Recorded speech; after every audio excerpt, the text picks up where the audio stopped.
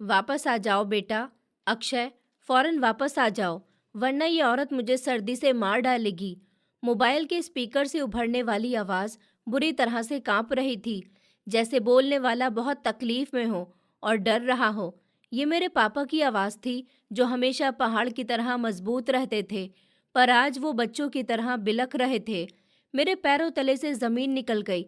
मैं कुछ बोलना चाहता था, पूछना चाहता था कि कौन सी औरत, मेरी पत्नी तारा। लेकिन दूसरी तरफ से सिर्फ एक हिचके की आवाज़ आई और फिर एकदम फ़ोन कट गया। मोबाइल की स्क्रीन काली हो गई, लेकिन मेरे कानों में वो शब्द पिघले हुए शीशे की तरह उतर चुके थे। बाहर बर्फबारी हो रही थी, पर मेरे वजूद में आग लग चुकी थी। मैंने फ़ौरन से ही दोबारा नंबर मिलाया। घंटी जाती रही, पर किसी ने भी अब फ़ोन नहीं उठाया। मेरा दिल जैसे किसी अनजान डर से डूबने लगा था। क्या मेरी वो पत्नी, जिसको मैं अच्छा समझता था, मेरे जाने के बाद मेरे बूढ़े बाप के साथ ये सब कर रही थी? पापा की वो बात कि ये मुझे सर्दी से मार डालेगी, मेरे दिमाग पर हथौड़े की तरह बरस रही थी। मेरा नाम अक्षय है।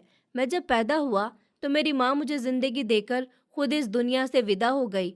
मेरी ज़िंदगी की शुरुआत का हिस्सा मेरी दादी के साय में ही गुजरा था।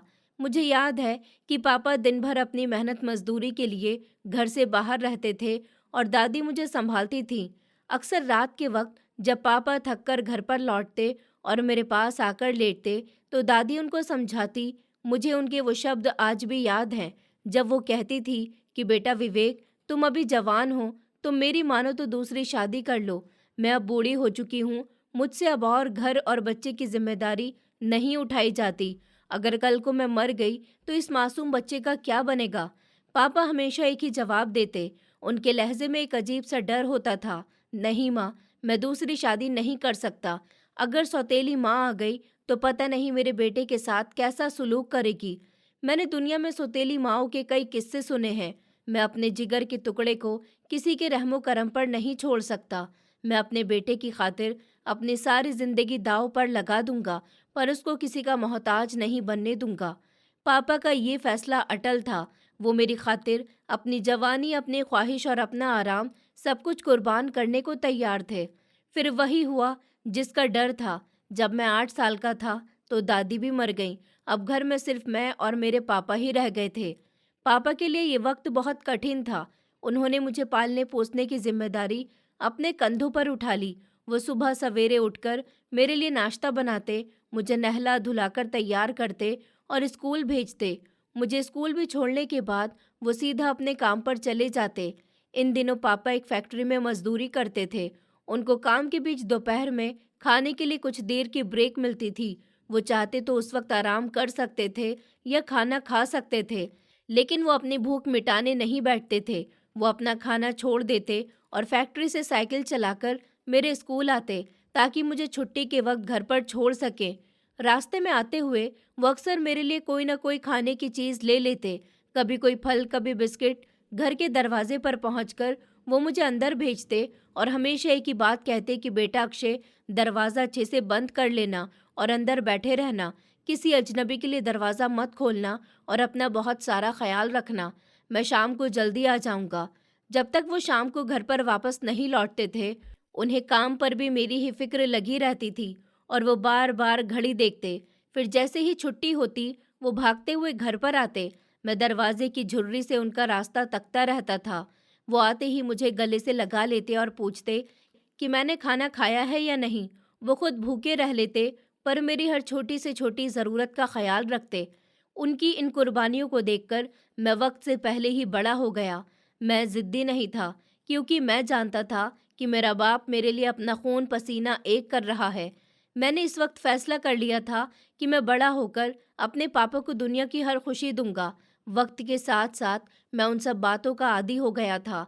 खुद का ख्याल रखना और घर की जिम्मेदारियां भी अब मैं समझने लगा था। मैं अब वो 8 साल का बच्चा नहीं रहा, जिसको पापा हर लम्हा अपनी नज़रों के सामने रखते थे। मैंने एमए तक पढ़ाई कर ली। पापा का शौक था कि मैं आगे पढूं और बड़ा ऑफिसर बन जाऊं, लेकिन मैं अब पापा के झुर्री ज़दा चेहरे और कमज़ोर हाथों को और मेहनत करते हुए नहीं देख सकता था। फिर एक रात खाना खाने के बाद पापा चारपाई पर बैठे हुए हुक्का पी रहे थे। जब मैंने उनके पास जाकर बैठने की हिम्मत की, मेरे दिल में एक तूफान था, लेकिन जुबान पर इसकी चाहत थी। मैंने धीरे से कहा कि पापा, मुझे आपसे एक ज़रूरी बात करनी है। पापा ने हुक्के की नली एक तरफ रखी और प्यार से मेरी तरफ देखा। हाँ बेटा बोलो, क्या बात है? क्या यूनिवर्सिटी के एडमिशन के लिए पैसे चाहिए? मैंने सर को नामे हिलाया और उनके हाथों को अपने हाथों में पकड़ लिया। नहीं पापा, मैं और पढ़ना नहीं चाहता हूँ। मैं चाहता हूँ कि अब आप आराम करें। आपने मेरे लिए बहुत मेहनत कर ली है।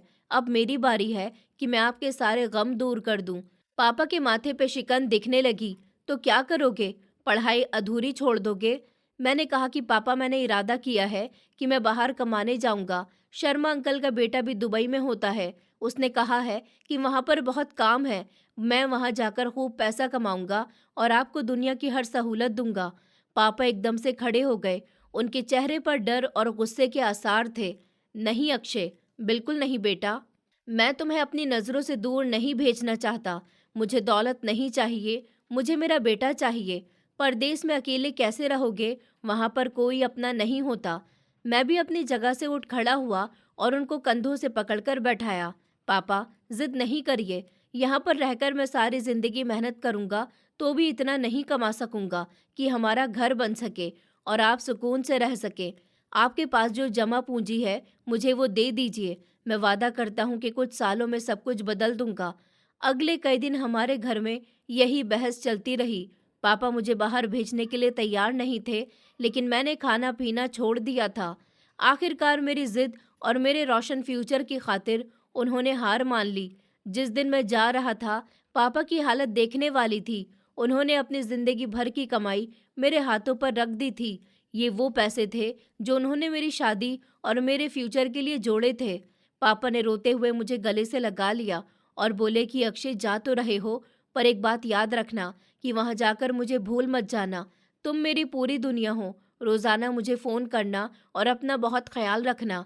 मैंने उनके आंसू साफ किए और मुस्कुराते हुए कहा कि पापा, आप फिक्र नहीं करें।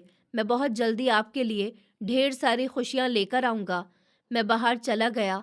वहां की जिंदगी आसान नहीं थी। सख्त मेहनत और दिन रात एक करके मेरा मुकद्दर बन गई। लेकिन जब भी सैलरी मिलती और मैं पैसे घर पर भेजता तो सारी थकावट उतर जाती। पापा को हर रोज सुबह और शाम को कॉल करता।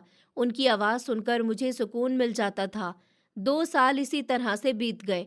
जब मैं वापस लौटा तो बहुत कुछ बदल चुका था। मैंने गांव में एक शानदार सा घर बनवा लिया था। पापा अब काम नहीं करते थे, बल्कि घर पर आराम से रहते थे। मैं उनको मना करता था कि आप कोई भी काम नहीं करें, क्योंकि अब उनका बेटा कमाने वाला था।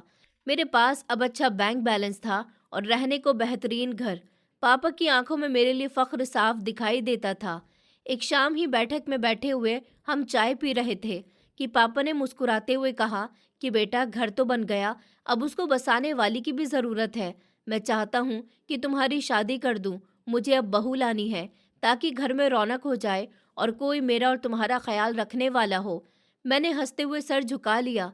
कहा, आपकी मर्जी पापा, जहाँ पर कहेंगे मैं शादी कर लूँगा। पापा को मेरी शादी की फिक्र होने लगी थी।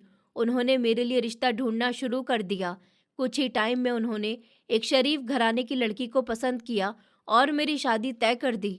मुझे खुशी थी कि पापा खुश हैं। मैं नहीं जानता था कि ये शादी मेरी ज़िंदगी में क्या बदलाव लाने वाली है, लेकिन उस वक्त सब कुछ बहुत सुकून भरा लग रहा था। शादी की तैयारियां जोर शोर से शुरू हो गईं और मैं एक नई जिंदगी की दहलीज पर कदम रखने वाला था। और फिर वो दिन आ गया जिसका इंतजार था। शादी का हंगामा खत्म हो चुका था और मेहमान चले गए थे। कमरे में खामोशी थी, लेकिन मेरे दिल में एक अजीब सी हलचल मची हुई थी। ये मेरी जिंदगी का एक नया मोड़ था और मुझे खुद पर यकीन दिलाना था कि इस नए मोड़ में मेरे पापा की जगह किसी तौर पर भी कम नहीं हो। मैंने कमरे का दरवाज़ा बंद किया और तारा के पास जाकर बैठ गया। वो दुल्हन के जोड़े में सिमटी हुई बैठी थी और घूंघट निकाल कर खामोश थी। मैंने धीरे से कहा, तारा। उसने अपना चेहरा ऊपर उठाया। उसकी आंखों में शर्म और घबराहट दोनों थे। मैंने संजीदगी से बात शुरू करी कि देखो तारा, आज तुम इस घर में आई हो और ये घर अब तुम्हारा है, लेकिन मैं तुमसे एक बात बहुत साफ शब्दों में कहना चाहता हूँ, क्योंकि मैं चाहता हूँ कि तुम इस बात को गांठ से बांध लो। तारा ने सवाल भरी नजरों से मेरी तरफ देख लिया और बोली कि जी, कहिए, मैं सुन रही हूँ। मैंने गहरा सांस लिया और अपने दिल की बात जुबां पर ले आया कि मैं अपने पापा से बहुत प्यार करता हूँ। जब मैं पैदा हुआ तो मेरी माँ इस दुनिया से चली गई थी। मुझे माँ का प्यार नसीब नहीं हुआ। मेरे पापा ने मुझे माँ और बाप दोनों का प्यार दिया है। उन्होंने अपनी जवानी, अपना सुकून और अपनी खुशियाँ सिर्फ इसलिए कुर्बान कर दी कि मुझे किसी चीज़ की कमी महसूस न हो। मेरी आवाज़ में नमी तैरने लगी थी। मैंने अपनी बात जारी रखी। आज अगर मैं इस जगह पर हूँ, ये घर, ये इज्जत, ये सब कुछ उन्हीं की मेहनत और कुर्बानियों का नतीजा है। उन्होंने दूसरी शादी सिर्फ इस डर से नहीं की थी कि कहीं सौतेली माँ मेरे साथ बुरा सलूक न करे। इसलिए अगर तुम चाहती हो कि मैं तुमसे खुश रहूं और हमारा ये रिश्ता खूबसूरत बना रहे, तो तुम्हें अब बस एक काम करना होगा।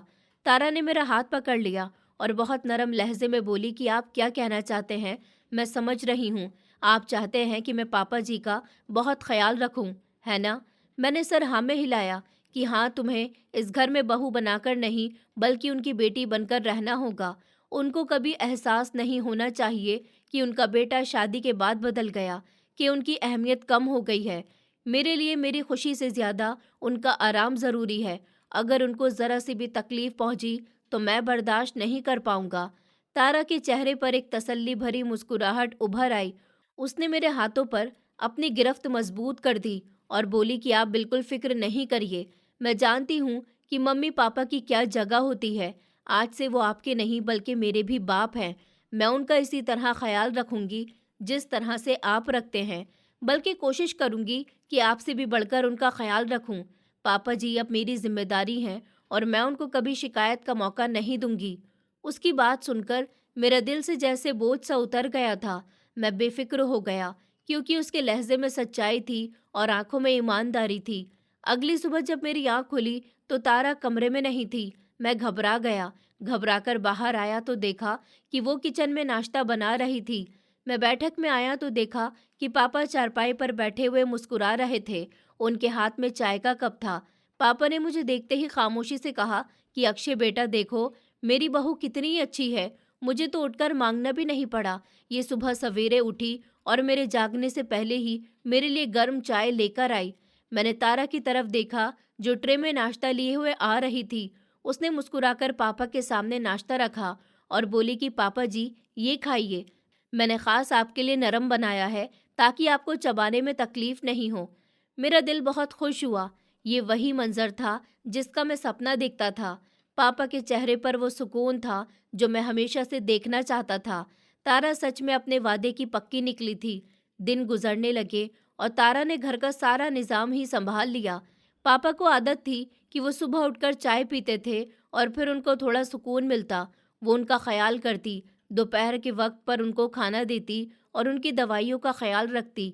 अब मैं दिल में सोचता कि मैं कितना खुशकिस्मत हूँ। मेरी पीछे की टेंशन खत्म हो गई थी। पापा का अकेलापन भी खत्म हो गया और अब बुढ़ापे में वो सच में आराम कर रहे थे। तारा ने उनको वो बेटी का प्यार दिया जिसकी कमी शायद वो हमेशा से महसूस करते थे। कुछ टाइम के बाद मुझे दोबारा से बाहर दुबई काम करने जाने की तैयारी करनी थी। मेरी छुट्टियां खत्म हो रही थी और मुझे वापस अपनी नौकरी पर जाना था। पहले जब मैं जाता था तो मेरा दिल यहाँ पर अटका रहता कि पापा अकेले हो गए, खाना खाया होगा या नहीं खाया होगा। लेकिन इस बार हालात कुछ अलग थे। जाने से एक रात पहले मैं और तारा कमरे में पैकिंग कर रहे थे।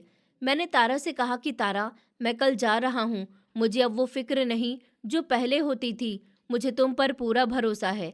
तारा ने कपड़े तय करते हुए कहा कि आप बस सुकून से जाइए और अपने काम पर ध्यान दीजिए। घर की और पापा की फिक्र मुझ पर छोड़ दीजिए। मैं उनको कभी भी अकेला महसूस नहीं होने दूंगी। अगली सुबह जाने के वक्त पापा की आंखों में आंसू थे, लेकिन वो तसल्ली से भी थे। उन्होंने मुझे गले से लगा लिया और आशीर्वाद दिया कि जा बेटा, ऊपर वाला तुझे बहुत तरक्की दे। मुझे अब तेरी फिक्र नहीं है क्योंकि बहू ने मुझे बहुत संभाल लिया है। तू बस मेहनत कर और अपना ख्याल रख। मैंने पापा का हाथ चूम लिया और फिर तारा की तरफ देखा। उसने आंखों ही आंखों में मुझे यकीन दिलाया कि सब कुछ ठीक है। मैं घर से निकला तो मेरा दिल हल्का था। मैं जानता था कि पीछे मेरे पापा सही हाथों में हैं।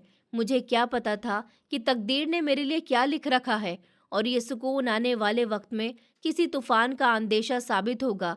जब मैं एयरपोर्ट की तरफ बढ़ रहा था तो मेरे दिमाग में सिर्फ ये था कि अब मुझे और ज़्यादा मेहनत करनी है ताकि अपने हँसते-बसते घर को हमेशा खुशहाल रख सकूँ। मैं वापस परदेस आ गया था और यहाँ पर आकर अपने काम में जुट गया। अब मेरे दिलो दिमाग पर वो पहले वाला बोझ नहीं था, जो शादी से पहले हुआ करता था। पहले जब मैं काम पर होता, तो मेरा ध्यान बस घर की तरफ लगा रहता था कि पापा ने खाना खाया होगा या नहीं, या वो अकेले होंगे, उदास होंगे। पर अब मुझे यकीन था कि मेरे पीछे तारा मौजूद है, जो उनको अकेलापन महसूस नहीं होने देगी। शुरुआत में सब कुछ बहुत मामूल के मुताबिक चलता रहा। मैं रोज़ाना ड्यूटी ख़त्म करके अपने कमरे में आता और सबसे पहले घर पर फ़ोन मिलाता। दूसरी तरफ से तारा फ़ोन उठाती और मुझे घर की खैर खैरियत की खबर देती। एक दिन मैंने फ़ोन किया तो तारा की आवाज़ बहुत खुशगवार थी। हेलो, कैसे हैं आप? मैंने भी मुस्कुराते हुए जवाब दिया कि मैं ठीक हूँ तारा, तुम सुनाओ, घर में सब ठीक है या नहीं? पापा की तबीयत कैसी है? तारा ने फ़ौरन से जवाब दिया कि आप बिल्कुल बेफ़िक्र रहें, पापा जी बिल्कुल ठीक है। अभी थोड़ी देर पहले ही मैंने उनको खाना खिलाया है और अब आराम कर रहे हैं। वो आपको बहुत ज़्यादा याद करते हैं, ज़रा बात तो कराओ उनसे। मैंने उससे कहा। तारा फ़ोन पापा के पास लेकर गई। पापा की कमज़ोर आवाज़ मेरे कानों में पड़ी। अक्षय बेटा, कैसे हो? मैं ठीक हूँ पापा, आपकी तबीयत कैसी है? बहू आपका ख्याल रखती है या नहीं? मैंने उनसे जानबूझकर पूछा ताकि मुझे भी तसल्ली हो जाए। पापा ने पूरे सुकून के साथ जवाब दिया कि बेटा, ऊपर वाला तेरा भला करे, तूने मेरी बुढ़ापे की लाठी मजबूत कर दी। बहू मेरा बहुत ज़्यादा ख्याल रखती है, वक्त पर दवा देती है, वक्त पर खाना देती है। मुझे तो अब अपने काम खुद करने भी नहीं पड़ते। पापा की ये बातें सुनकर मेरा सीना फख्र से चौड़ा हो जाता था और मैं ज़्यादा दिल लगाकर मेहनत करने लगा। इसी तरह से दिन महीनों में और महीनों सालों में बदलते गए। 2 साल का टाइम पलक झपकते ही गुजर गया। 2 साल के बाद जब छुट्टी पर वापस गया, तो वहाँ का मंजर देखकर मुझे बहुत सुकून मिला। मेरा घर साफ सुथरा था और हर चीज़ सलीके से रखी हुई थी। पापा पहले से ज़्यादा बूढ़े हो गए थे। उनके बालों में सफ़ेदी और बढ़ गई थी और चेहरे पर झुर्रियाँ गहरी हो गई थी, लेकिन उनकी आंखों में सुकून था। एक शाम पापा के पास बैठा मैं उनके पैर दबा रहा था कि पापा ने मेरा हाथ पकड़ लिया। अक्षय, बस कर बेटा, तू थक गया होगा, सफ़र से आया है। मैंने उनके हाथ को चूम लिया और कहा कि पापा, मैं नहीं थका। आप बताइए, कोई तकलीफ तो नहीं है? पापा ने टेक लगाते हुए कहा कि तकलीफ तो अब बुढ़ापे का हिस्सा है बेटा। हड्डियां कमज़ोर हो गई हैं और जिस्म अब साथ नहीं देता। पर तेरी पत्नी ने मुझे संभाल रखा है। अगर ये नहीं होती तो शायद मैं अब तक बिस्तर से नहीं उठ सकता था। उस लम्हे मुझे अपनी पत्नी पर बहुत ज़्यादा प्यार आया। मैंने उस छुट्टी के बीच तारा के लिए बहुत से तोहफे खरीदे थे और उसका शुक्रिया किया था। उसने मेरे जाने के बाद मेरे पापा को बहुत समझा था। छुट्टी ख़त्म हुई और मैं दोबारा से दुबई लौट आया, लेकिन इस बार पापा की सेहत तेज़ी से गिरने लगी थी। पापा अक्सर बीमार रहने लगे थे, कभी जोड़ों का दर्द और कभी सीने में तकलीफ। मैं हर महीने उनको पैसे भेजता और तारा को फ़ोन पर कहता कि देखो तारा, पापा की सेहत मेरे लिए सबसे ज़्यादा प्यारी है। तुम पैसों की परवाह बिल्कुल मत करना। जिस डॉक्टर को भी दिखाना हो, जो टेस्ट करवाने हो, फ़ौरन से करवाओ। मैं यहाँ इसलिए ही बैठा हूँ कि पैसे भेज सकूँ। तारा मुझे हर बार तसल्ली देती कि आप परेशान नहीं हो अक्षय। मैं उनको शहर के सबसे अच्छे डॉक्टर के पास लेकर गई थी। डॉक्टर ने कुछ दवाइयाँ दी हैं और कहा है कि कमज़ोरी है, अच्छी खुराक और आराम से ठीक हो जाएंगे। दवा तो वक्त पर दे ही रही हूँ ना? मैंने फिक्रमंदी से कहा कि एक वक्त की भी दवा नहीं छोड़ना। डॉक्टर ने जो फल और जूस बताए हैं, वो भी उनको दे रही हो? हाँ, बस वहाँ पर अपना काम पर ध्यान दीजिए और अपना ख्याल रखिए। यहाँ पर सब कुछ मेरे हवाले कर दीजिए।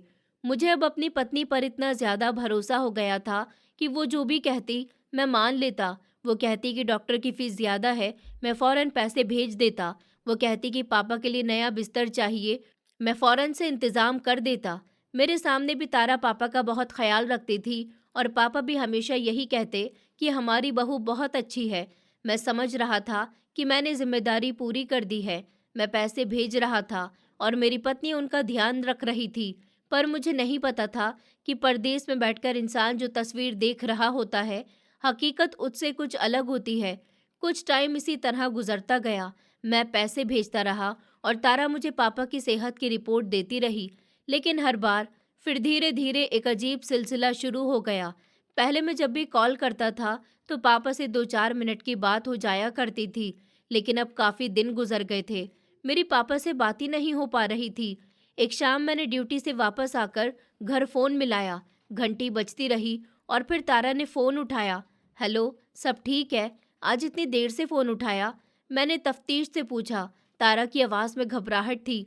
मैं ज़रा ज़रा किचन में थी, हाथ गीले थे, बस इसीलिए देर हो गई। आप सुनाइए, कैसे हैं? मैं ठीक हूँ। तुम ज़रा पापा के पास जाओ, मुझे उनसे बात करनी है। आजकल ज़्यादा काम की वजह से टाइम ही नहीं मिल रहा था, तो सोचा कि आज जल्दी से बात कर लूँ। मैंने कहा तो दूसरी तरफ कुछ लम्हे खामोशी रही। फिर तारा बोली कि अक्षय, पापा जी तो अभी सोए हुए हैं। डॉक्टर ने जो नई दवाई दी है उसमें नींद ज़्यादा आती है। वो दवाई खाते ही गहरी नींद में सो जाते हैं। अभी जगाना ठीक नहीं होगा। मैंने मायूसी से कहा कि अच्छा चलो कोई बात नहीं, आराम करने दो उनको। जब वो जाग जाएं तो मुझे मिस कॉल कर देना, मैं यहाँ से कॉल कर दूंगा। लेकिन उस दिन कोई भी मिस्ड कॉल नहीं आई। अगले दिन मैंने दोबारा से फ़ोन किया। तारा, अब तो पापा जाग रहे होंगे ना, बात करा दो ज़रा। तारा ने फ़ौरन जवाब दिया कि अरे, अभी तो वो खाना खा रहे हैं। आपको पता है ना, उनको भूख जल्दी लगती है, तो खाना खाते टाइम कैसे बात करेंगे? मैं उनको बीच में डिस्टर्ब नहीं कर सकती, उनका ध्यान भटक जाएगा। वैसे भी वो अब बहुत कम खाना खाते हैं, बहुत कमज़ोर हो रहे हैं। मैंने खामोशी से फ़ोन बंद कर दिया। मेरे दिलो दिमाग में एक अजीब सी बेचैनी उठने लगी थी। कभी वो सो रहे होते, तो कभी वो कुछ न कुछ कर रहे होते। अब इत्तेफाक 1-2 बार तो नहीं हो सकता, पर अब ये रोज़ का मामूल बनता जा रहा था। ऐसे ही 1 हफ्ता और गुज़र गया। मेरा सब्र अब जवाब देने लगा था। मैंने गुस्से से तारा को फ़ोन किया कि देखो तारा, मुझे बहाने नहीं चाहिए। अभी और इसी वक्त पापा के पास जाओ और उनसे मेरी बात कराओ। मुझे उनकी आवाज़ सुननी है और मुझे इतने दिन हो गए उनसे बात करे हुए।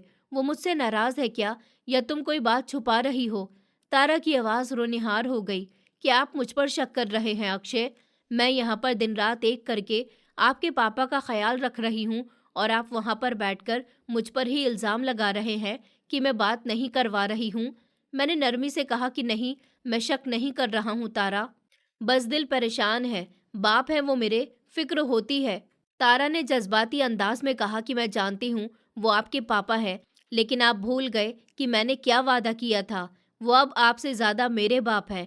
मैं उनको सगी बेटियों से ज़्यादा बढ़कर उनका ख़्याल रखती हूँ। उनको ज़रा सी भी तकलीफ़ हो तो मेरी जान निकलने लगती है। अगर मैं आपसे कह रही हूँ कि वो ठीक है, तो फिर वो बिल्कुल ठीक है। बस बीमारी और बुढ़ापे की वजह से चिड़चिड़े हो गए हैं। बात करने का मूड नहीं होता उनका। मैं ज़बरदस्ती तो नहीं कर सकती हूँ ना। उसकी बातों ने मुझे फिर से लाजवाब कर दिया। मुझे अपनी ही सोच पर शर्मिंदगी सी होने लगी थी कि मैं बेकार में ही अपनी पत्नी पर शक कर रहा हूँ। मैंने उससे माफ़ी मांगते हुए कहा कि मुझे माफ़ कर दो तारा, मैं यहाँ परदेश में अकेला हूँ ना, इसलिए 100 तरह की बातें मेरे दिमाग में आती रहती हैं। इसलिए कह दिया कि मुझे तुम पर पूरा भरोसा है, बस उनका ख्याल रखना। तारा ने मुझे तसल्ली दी और कहा कि आप बिल्कुल फ़िक्र नहीं करिए, पापा जी मेरे पास बहुत अच्छे से रह रहे हैं। आप बस अपनी कमाई पर ध्यान दीजिए ताकि उनके इलाज में कोई कमी नहीं आए। डॉक्टर ने कुछ महंगे इंजेक्शन लिख कर दिए हैं, इसीलिए और पैसों की ज़रूरत होगी। मैंने फ़ौरन से कहा कि पैसों की फ़िक्र मत करो, मैं कल ही और पैसे भेज दूंगा, बस पापा को तकलीफ़ नहीं होनी चाहिए। फ़ोन बंद करने के बाद मैं थोड़ा सुकून से तो हो गया था, लेकिन दिल के किसी कोने में एक झटका सा लगा। तारा की बातें सही थी, लेकिन पापा की खामोशी मुझे अंदर ही अंदर खाए जा रही थी। वो बाप जो एक दिन भी मेरी आवाज़ सुने बिना नहीं रह सकता था, अब वो हफ्तों से खामोश कैसे हो सकता था? क्या सच में दवाइयों का असर था, या मामला कुछ और था? मैंने अपने आप को ज़बरदस्ती समझाया कि सब कुछ ठीक है, लेकिन कुदरत कुछ और ही फैसला कर चुकी थी, और हकीकत बहुत जल्दी खौफनाक शक्ल में मेरे सामने आने वाली थी। रात के पिछले पहर मोबाइल की घंटी ने मुझे नींद से जगा दिया। मैंने हड़बड़ाकर साइड टेबल पर देखा तो तारा का नंबर जगमगा रहा था। मैंने सोचा कि शायद पापा की तबीयत खराब हो गई है, या तारा को कोई इमरजेंसी है। मैंने फ़ौरन से कॉल रिसीव की। हेलो तारा, सब ठीक तो है? इतनी रात गए कॉल की? मैंने घबराहट में पूछा। दूसरी तरफ से तारा की आवाज़ नहीं, बल्कि किसी की भारी और उखड़ती हुई सांसों की आवाज़ आ रही थी। हेलो, कौन है? तारा, बोलो। मैंने ऊंची आवाज़ में पुकारा। फिर एक कमज़ोर और कपकपाती हुई आवाज़ मेरे कानों से टकराई। ये आवाज़ मेरे पापा की थी। अक्षय, क्या ये तुम हो? मेरी आंखों में हैरत फैल गई। जी पापा जी, मैं हूँ। आप कैसे हैं?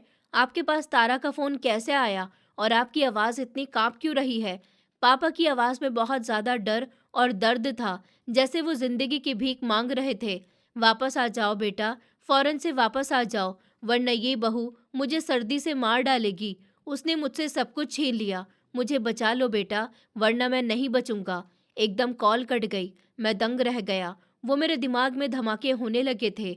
पापा के शब्द मेरे कानों में गूंज रहे थे कि ये बहू मुझे सर्दी से मार डालेगी। मुझे कुछ भी समझ नहीं आ रहा था कि ये सब कुछ क्या है। क्या तारा सच में मेरे पापा के ऊपर जुल्म कर रही थी? क्या मेरी इतनी खिदमत करने वाली पत्नी मेरे जाने के बाद ऐसी बन गई थी? मैंने पागलों की तरह दोबारा से नंबर मिलाया। घंटी जाती रही, लेकिन किसी ने फ़ोन नहीं उठाया। मैंने तीसरी बार भी कॉल की तो नंबर बंद मिलने लगा। मेरा दिल ज़ोर-ज़ोर से धड़क रहा था। मेरे माथे पर पसीना आ गया। मैं कमरे में इधर-उधर टहलने लगा कि ये नहीं हो सकता। तारा ऐसा नहीं कर सकती है। ज़रूर पापा को कोई गलतफ़हमी हुई है या वो बीमारी में बहकी-बहकी सी बातें कर रहे हैं। मैंने खुद को तसल्ली देने की कोशिश की, लेकिन फिर से वो बात मेरे दिमाग में हथौड़े की तरह बरसने लगी कि बहू मुझे सर्दी से मार डालेगी। पापा ने ऐसा क्यों कहा? क्या उनको सर्दी लग रही थी और तारा ने हीटर बंद कर दिया था, या उनको कपड़े नहीं दिए जा रहे थे? मैंने फैसला किया कि अब मुझे एक पल भी खराब नहीं करना चाहिए।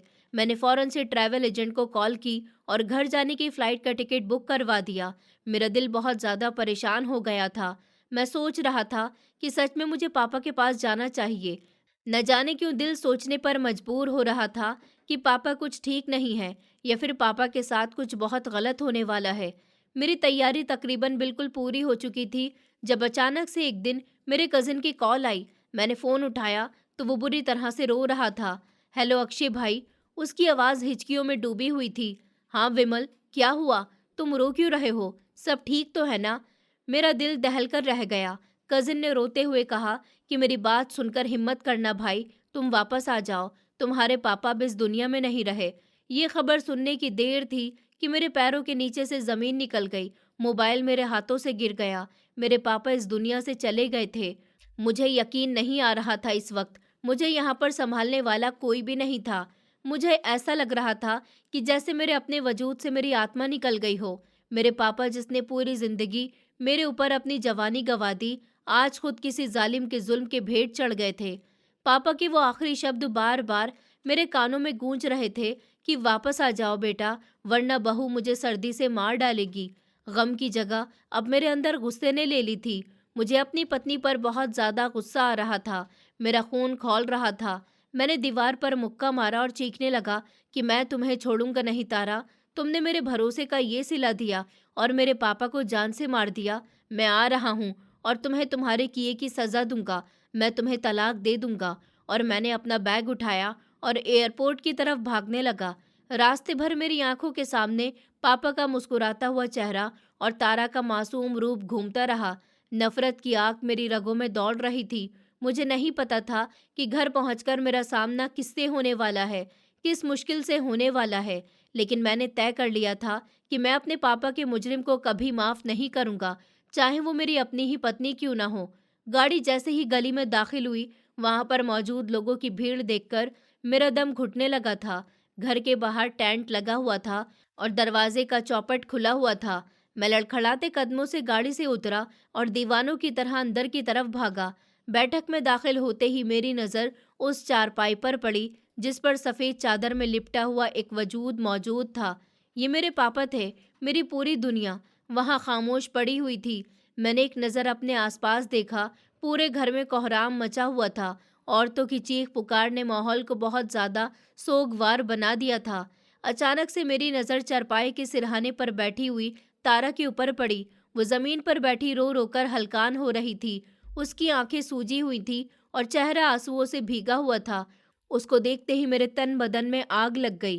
पापा की वो बात मेरे दिमाग में घूमने लगी कि बहू मुझे सर्दी से मार डालेगी। मुझे लगा कि औरत अब मगरमच्छ के आंसू बहा रही है। असली मुजरिम यही है। मैंने मुट्ठियां भींच ली और गुस्से से उसकी तरफ कदम बढ़ाए। मेरा दिल कर रहा था कि अभी उसके गिरेबान को पकड़ लूं और पूछूं कि मेरे पापा के साथ ऐसा क्यों किया। मैं बस उस पर झपटने ही वाला था कि किसी ने मुझे मजबूती से पीछे से जकड़ लिया। ये मेरा कजिन था विमल। उसने मुझे पकड़ लिया और मेरे कान में बोला कि अक्षय, होश में आओ, ये तुम क्या कर रहे हो? देख नहीं रहे अर्थी रखी हुई है, ये वक्त लड़ाई झगड़े का नहीं है, खुद को संभालो। मैंने गुस्से में खुद को छुड़ाने की कोशिश की और दांत पीसते हुए कहा कि मुझे छोड़ दो विमल, तुम नहीं जानते कि इस औरत ने क्या किया है। ये मेरे पापा की मुजरिम है, मैं इसको जिंदा नहीं छोड़ूंगा। मैं अभी सबके सामने इसका तमाशा बनाऊंगा। विमल ने मुझे सख्ती से रोका और धीमी आवाज में समझाया, तुम अभी जज्बाती हो रहे हो क्योंकि सदमा बहुत गहरा है। लोग क्या कहेंगे? खामोश हो जाओ अक्षय और पापा के पास बैठो। बाद में जो करना है वो कर लेना, अभी ऐसे मत करो। मैं बेबसी से वहीं घुटनों के बल बैठ गया। मेरी नजरें तारा पर जमी हुई थी, जो पापा की लाज से लिपटकर रो रही थी। वो दीवानों की तरह पापा के पैरों को चूम रही थी और फिर उसने जो शब्द कहे, उसने मुझे चौंका दिया।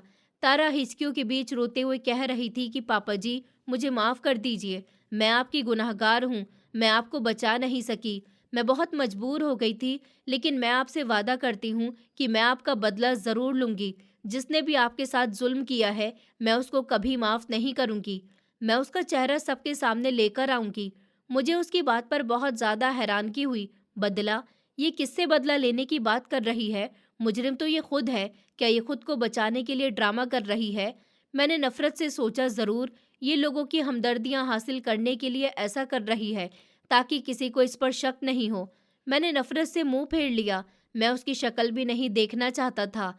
थोड़ी देर के बाद मोहल्ले के बुजुर्ग मेरे पास आए और बातें करने लगे। मैंने खुद को पत्थर कर लिया।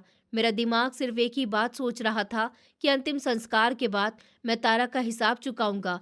इतने में एक आदमी ने मेरे कंधे पर हाथ रखा और बोले, बेटा, अब अंतिम संस्कार का वक्त आ गया, तुम आओ हमारे साथ, पापा को आखिरी बार देख लो और साथ में मदद करो। उन्होंने संजीदगी से कहा, बेटा अक्षय, मुझे तुमसे एक ज़रूरी बात करनी है। वो मुझे साइड में ले गए। उन बुजुर्ग ने हल्की आवाज़ में मुझे कुछ बताना चाहा तो मैंने आंसू साफ करते हुए कहा कि जी। उन बुजुर्ग ने पापा की अर्थी की तरफ इशारा करते हुए कहा कि तुम्हारे पापा ने अपने मरने से कुछ दिन पहले मुझसे एक वादा लिया था कि मैं उनसे मिलने के लिए आया था। उन्होंने मेरा हाथ पकड़कर कहा था कि अगर मेरी मौत के वक्त मेरा बेटा पहुंच जाए तो उसको मेरा एक पैगाम ज़रूर देना। मैं चौंक गया। कैसे पैगाम? पापा ने क्या कहा था? उन्होंने कहा था कि मेरे बेटे से कहना कि मेरे अंतिम संस्कार से पहले मेरा चेहरा खोलकर गौर से ज़रूर देखे। बुजुर्ग ने बताया तो मुझे हैरत हुई कि पापा ने ऐसी वसीयत क्यों की थी। फिर मैंने कांपते हुए हाथों से कहा कि जी, आप उनके चेहरे से कपड़ा हटाइए, मैं देखना चाहता हूँ। उन बुजुर्ग ने धीरे से पापा के चेहरे से चादर हटाई। जैसे ही मेरी नज़र पापा के चेहरे पर पड़ी, मेरे रोंगटे खड़े हो गए। मेरे हलक में फंसी हुई चीख बाहर निकलते निकलते रह गई। पापा के चेहरे पर मौत के बाद भी एक ऐसी मुस्कुराहट थी जैसे वो जिंदा हों और कोई बहुत खुशगवार सपना देख रहे हों। उनके चेहरे पर रौनक थी। मैंने रोते हुए बुजुर्ग से पूछा कि ये मुस्कुराहट, वो तो इतनी तकलीफ में मरे थे, फिर सुकून कैसा? तो बुजुर्ग ने मेरे कंधों पर हाथ रखकर कहा कि बेटा, ये भले इंसानों की निशानी में शामिल होता है, लेकिन ये मुस्कुराहट बता रही है कि वो किसी बहुत बड़े बोझ से आज़ाद होकर गए हैं। मैंने पापा के माथे को चूमा। मुझे ये मुस्कुराहट ऐसी महसूस हुई जैसे कि पापा मुझे दिलासा दे रहे हों, लेकिन उस मुस्कुराहट ने मेरे अंदर की आग को भी ठंडा नहीं किया, बल्कि और भड़का दिया। मैं जानता था कि पापा की मौत कुदरती नहीं हुई, क्योंकि पापा की वो फ़ोन कॉल ये सबूत देने के लिए काफ़ी थी कि उनको मारा गया है। मेरा दिल इंतकाम की आग में जल रहा था। मैंने सोचा कि इस मुस्कुराहट के पीछे ज़रूर कोई राज है। मैं पापा के मुजरिम को माफ़ नहीं करना चाहता था, पर मुझे यकीन था कि वो मुजरिम कोई और नहीं बल्कि मेरी ही पत्नी तारा है। मैंने गुस्से में आते हुए कहा कि तारा, तुमने मेरे पापा को धोखे से मारा है। मैं तुम्हारे खिलाफ सबूत ढूंढ कर रहूंगा और तुम्हें जेल की सलाखों के पीछे पहुंचाऊंगा। उनके अंतिम संस्कार के बाद घर आकर मैंने पापा के कमरे की तलाशी लेना शुरू कर दी। मैंने हर दरवाज़ा, हर अलमारी और हर कोने को छान मारा। मैं ढूंढ रहा था कि शायद कोई जहरीली दवा मिल जाए, कोई ऐसी चीज़ मिल जाए जिससे साबित हो सके कि उनको मारा गया है या भूखा रखा गया है। मैंने बिस्तर के गद्दे उलट पुलट कर दिए, उनकी दवाइयों की शीशी चेक करी। मैं जुनून की हालत में हर चीज़ इधर उधर फेंक रहा था कि अचानक से दरवाज़ा खुला और तारा अंदर आ गई। आप क्या कर रहे हैं अक्षय? होश में तो हैं? कमरे का हुलिया क्यों बिगाड़ रहे हैं? उसने डरते डरते पूछा और मैंने उसकी तरफ देखे बिना चीख कर कहा कि तुम यहाँ से दफा हो जाओ, मुझे तुम्हारी शक्ल भी नहीं देखनी। मैं वो सबूत ढूंढ रहा हूँ जो तुम्हारे गले का फंदा है। मेरे पापा ने मुझे फोन पर सब कुछ बता दिया कि तुम उनको मारना चाहती हो। तारा रो पड़ी। ऊपर वाले के लिए मुझ पर यकीन करिए, मैंने ऐसा कुछ भी नहीं किया। आपको गलतफहमी हो रही है। गलतफहमी? मैंने जहर भरी हंसी हंसते हुए कहा कि मैंने पापा की आवाज़ खुद सुनी थी। वो झूठ नहीं बोलते, ना ही बोल सकते। अब तुम बस अपने अंजाम का इंतज़ार करो। मैं अभी कुछ और कहने ही वाला था कि बाहर से शोर की आवाज़ आ गई। कोई ऊंची आवाज़ में मेरा नाम पुकार रहा था। मैंने गुस्से से दरवाजे की तरफ देखा तो ये मेरे चाचा की आवाज़ थी, जो कुछ कागज़ हाथ में लिए हुए बैठक में खड़े थे। मुझे नहीं पता था कि वो कागज़ मेरी ज़िंदगी में तूफ़ान लाने वाले हैं। मैं पागलों की तरह कमरे में चीज़ों को इधर उधर फेंक रहा था कि अचानक से चाचा और लोगों के साथ दरवाजे पर खड़े हुए नजर आए। उनके हाथों में कुछ स्टाम्प पेपर थे। उनके चेहरे पर एक अजीब सी जीत भरी मुस्कुराहट थी, जो इस सोगवार माहौल में बहुत भारी लग रहे थे। अक्षय, बस करो ये सब, अब इन चीज़ों का कोई फायदा नहीं है, चाचा ने तेज लहजे में कहा। मैंने गुस्से से उनकी तरफ देखा और पूछा कि क्या कहना चाहते हैं चाचा जी आप, और ये कागज़ कैसे हैं? चाचा ने वो कागज़ मेरी तरफ बढ़ाते हुए कहा कि देखो, तुम्हारे पापा ने अपनी ज़िंदगी में ही अपनी सारी ज़मीन जायदाद मेरे नाम कर दी है। अब इस घर और ज़मीन का मालिक मैं हूँ। मेरे पैरों के नीचे से ज़मीन निकल गई। मैंने वो कागज़ उनके हाथ में से ले लिए और पढ़ने लगा। उन पर सच में पापा के अंगूठे लगे हुए थे। मैंने हैरत और सदमे से कहा कि ये तो नामुमकिन है, पापा ऐसा कभी नहीं कर सकते। ये सारी जायदाद मेरी कमाई से बनी थी। मैं बाहर काम कर रहा था, पैसे भेजता रहा और पापा हर चीज़ खरीदते रहे। वो मेरे साथ ऐसा धोखा तो नहीं कर सकते। ये आपने धोखे से अंगूठे लगवाए हैं। पापा ऐसा कभी भी नहीं कर सकते। चाचा जी हंसने लगे। अब धोखा हो या मर्जी, कानूनी तौर पर ये सब कुछ मेरा है, तो बेहतर होगा कि तुम अपनी पत्नी को लेकर यहाँ से निकल जाओ। मैं गुस्से से उनकी तरफ बढ़ा ही था कि पीछे से तारा की दहाड़ती हुई आवाज़ सुनाई दी। झूठ बोल रहे हैं, यही मुजरिम है, पापा के। मैं और चाचा दोनों चौंक कर मुड़ गए। तारा दरवाजे में खड़ी हुई थी। उसकी आंखों में अब डर की जगह इंतकाम की आग थी। वो चाचा की तरफ उंगली उठाकर चीख रही थी, अक्षय, ऊपर वाले के लिए मेरी बात सुनिए। ये वही इंसान है जिसने हमारी जिंदगी बर्बाद की। ये मुझे रोज धमकियां देता था कि अगर मैंने आपको कुछ बताया तो ये आपको बाहर मरवा देगा। मैं हैरान परेशान कभी पत्नी को देखता और कभी चाचा को। तारा, ये तुम क्या कह रही हो? खुलकर बताओ। तारा रोते हुए आगे बढ़ी और बोली कि पापा जी तो आपकी जिंदगी की कसम की वजह से खामोश रहे। ये रोज घर आते और पापा जी को मारते पीटते कि जायदाद नाम करवाओ। पापा जी सिर्फ इसीलिए खामोश रहे क्योंकि ये कहते थे कि उनके बंदे बाहर दुबई में हैं, आपके पीछे लगे हुए हैं, और अगर पापा ने कुछ किया तो वो आपको मार डालेंगे। पापा जी नहीं चाहते थे कि आपकी जिंदगी में कोई खतरा हो। चाचा ने गुस्से से आगे बढ़कर तारा को थप्पड़ मारने की कोशिश की कि बकवास बंद करो तुम अपनी। मैंने फौरन से चाचा का हाथ पकड़ लिया और उनको जोर से धक्का दिया कि खबरदार जो मेरी पत्नी को हाथ भी लगाया। तारा, पूरी बात बताओ। तारा ने सिसकते हुए कहा कि उस मनहूस दिन इन्होंने मेरे फ़ोन से ज़बरदस्ती पापा जी को वो कॉल करवाई। उन्होंने पापा की कनपटी पर बंदूक रखी हुई थी और कहा था कि अगर अक्षय को ये नहीं कहा कि बहू बहुत जुल्म कर रही है तो इस वक्त ही गोली मार दूंगा। पापा ने आपको बचाने के लिए और मेरी जान बचाने के लिए वो झूठ बोला था, जबकि असल में ये जायदाद अपने नाम करवा चुके थे और पापा को रास्ते से हटाना चाहते थे। मेरे दिमाग में सारी बातें अपनी जगह पर फिट होने लगी। पापा की वो फ़ोन कॉल, पापा का डरा हुआ लहजा, सब कुछ साफ हो गया था। मुझे अपनी बेवकूफ़ी और चाचा के लालच पर बहुत गुस्सा आया था। मुझे पछतावा हुआ कि आज तक पापा के रिश्तेदारों के साथ हमने कौन सी भलाई नहीं की और उन्होंने मेरे पापा को मुझसे छीन लिया। तारा ने और बताया कि अक्षय, इन्होंने पापा को पिछले कई दिनों से कमरे में बंद कर रखा था। ये मेरा फ़ोन भी छीन कर ले गए थे। पापा कई दिन तक भूखे प्यासे अंदर रहे। सर्दी में उनसे कंबल तक छीन लिया गया था। इस सर्दी और भूख की वजह से पापा की मौत हुई है, बल्कि ये इनका जुर्म है। ये सुनकर मेरा खून खौल उठा। मैंने चाचा को पकड़ लिया और दहाड़ने लगा कि तुमने मेरे पापा को तड़पा तड़पा कर मारा, मैं तुम्हें जिंदा नहीं छोड़ूंगा। चाचा ने मेरा गिरेबान पकड़ लिया और धक्का देते हुए बोले कि हाँ, मार दिया मैंने तेरे बाप को। वो बुढ़ा बहुत उड़ रहा था। अब तुझे भी ऐसे ही मार दूंगा और किसी को पता भी नहीं चलेगा। चाचा ने जेब से पिस्तौल निकालने की कोशिश की, लेकिन तब तक तारा ने दरवाजे की तरफ इशारा किया। बहुत देर हो गई है, मैंने पुलिस को इन्फॉर्म कर दिया था। बाहर पुलिस के सायरन की आवाज़ गूंजने लगी। चाचा के चेहरे पर हवाइयाँ उड़ गईं। मैंने नफरत से उनको ज़मीन पर पटक दिया।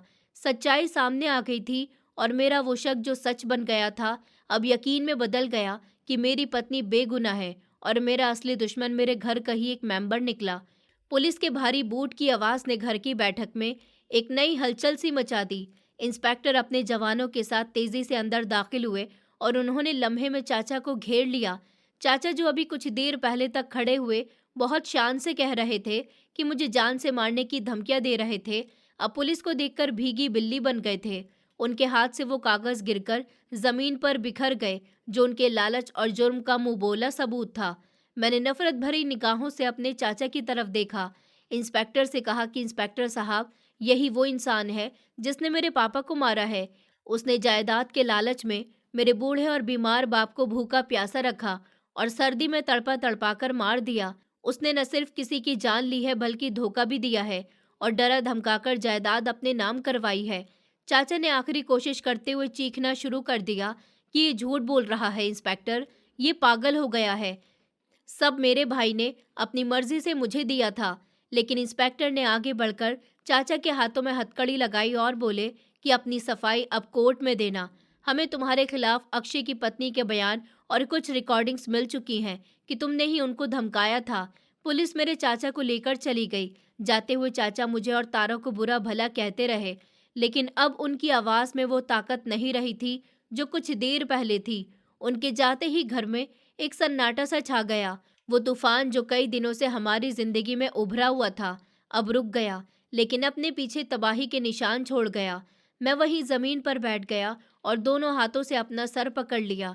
मेरा वजूद कांप रहा था। मैंने सर उठाकर तारा की तरफ देखा, जो दीवार के साथ सर लगाए हुए खामोश खड़ी थी।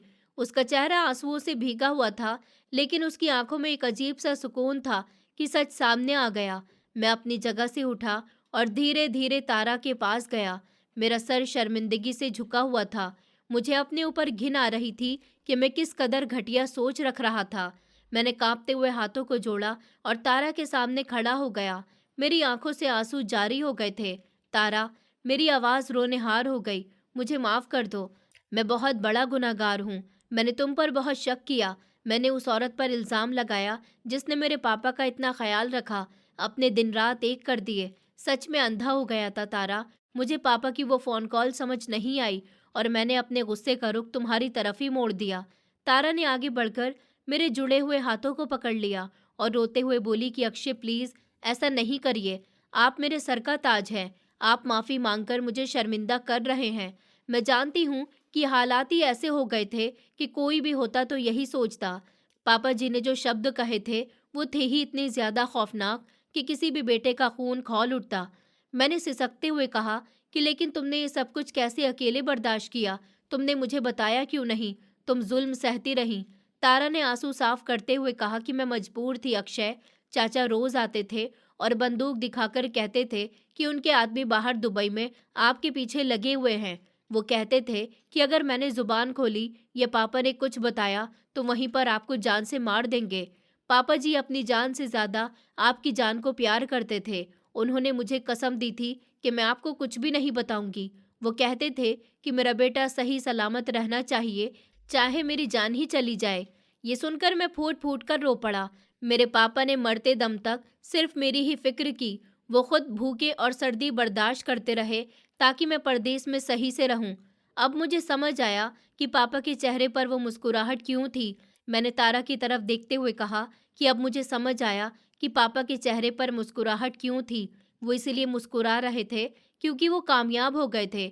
उन्होंने अपनी जान देकर मुझे बचा लिया था और उन्हें यकीन था कि उनका बेटा आएगा और उनका अंतिम संस्कार करेगा तो सच्चाई तक पहुंच ही जाएगा। वो जानते थे कि मैं तुम पर यकीन करूं या न करूं, लेकिन मैं उनके मुजरिम को ढूंढ ही लूंगा। तारा ने सर को हिलाया। वो बहुत बहादुर इंसान थे।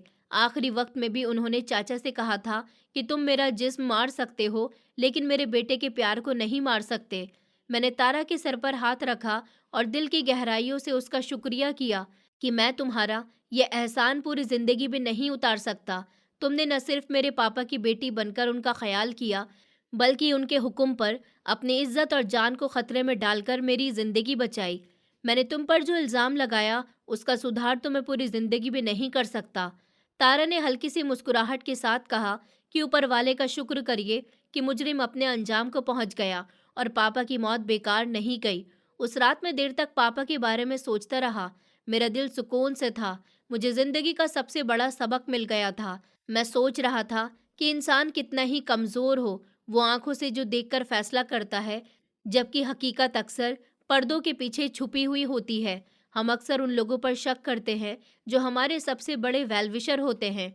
मेरी पत्नी जिस पर मैंने मुजरिम होने का इल्ज़ाम लगाया, वो मेरी ज़िंदगी की सबसे बड़ी रखवाली निकली। और वो चाचा जो खून का रिश्ता रखते थे, जिनको पापा अपने भाई समझते थे, वो आस्तीन के सांप निकले। ये दुनिया अजीब है।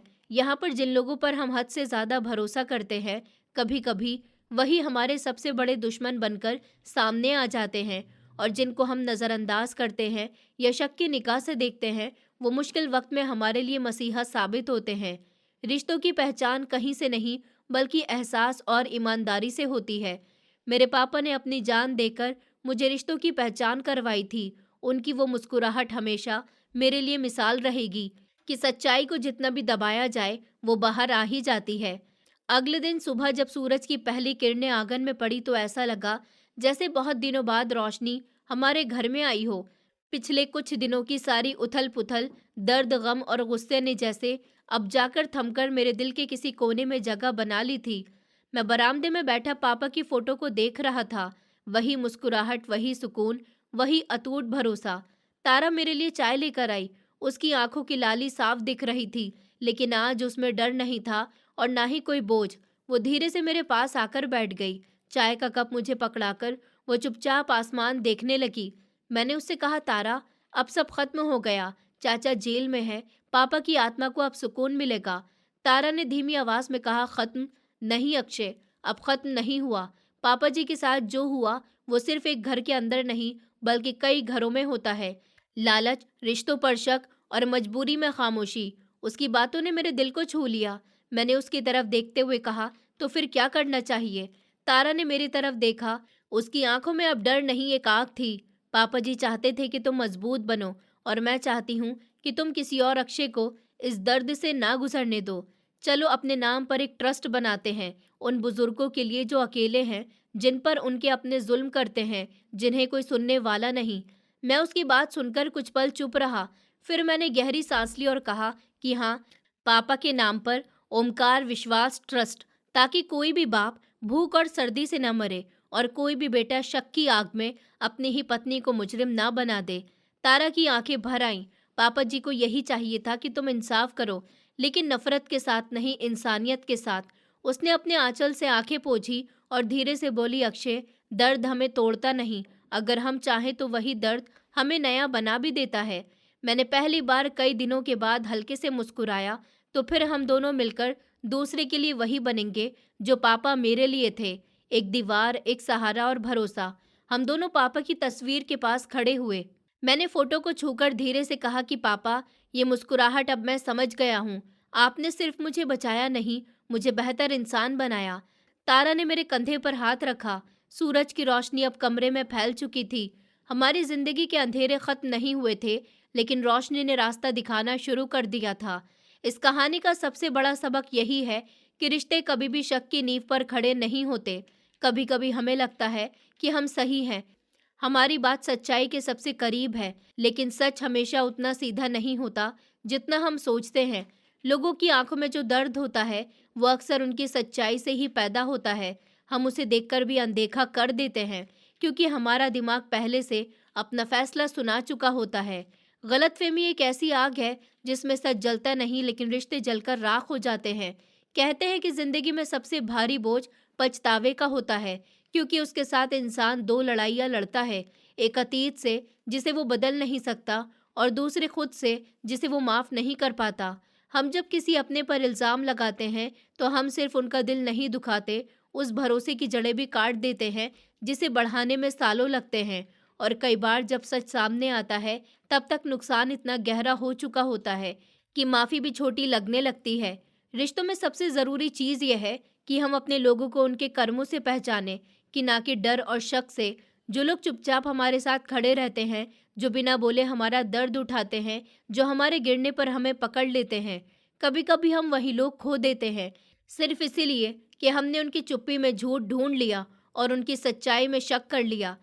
इसीलिए ज़िंदगी का असली उसूल यही है, फैसला करने से पहले सब समझो, शक करने से पहले मन की बात पूछो और किसी पर इल्ज़ाम लगाने से पहले एक बार उनके दिल को महसूस ज़रूर करो, क्योंकि सच हमेशा दिखाई नहीं देता और दर्द हमेशा बोला नहीं जाता। दोस्तों, उम्मीद करती हूँ आपको हमारी कहानी पसंद आई होगी।